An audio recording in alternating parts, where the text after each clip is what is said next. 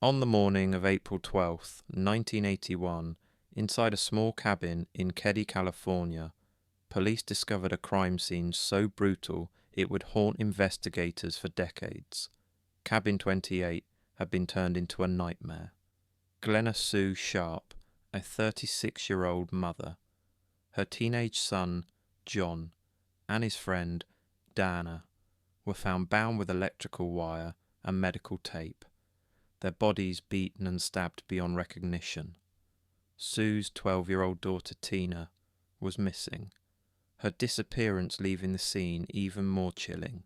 In another room, Sue's younger children were discovered alive, somehow spared, asleep through the horror that had unfolded only feet away.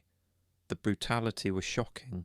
The weapons used included a hammer and a knife that was bent from the force of the attack. Whoever did this had time, rage, and a disturbing willingness to leave a trail of violence behind. For years the case went cold. The only evidence was fragments, bloody prints, vague sightings, whispers from neighbours who thought they knew more than they admitted. Then 3 years later, Tina's skull was found in a remote part of the woods, confirming that she too had been murdered.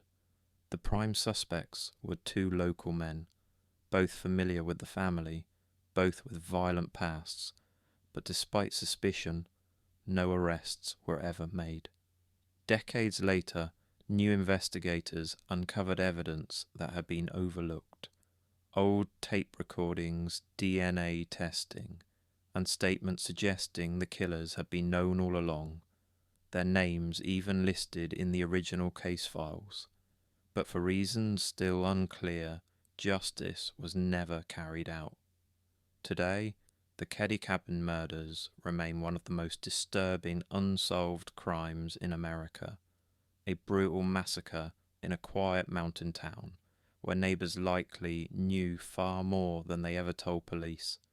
To this day, Cabin 28 is gone, demolished years after the killings, but the shadow of that night lingers, a haunting reminder of the violence that can hide in even the most peaceful places.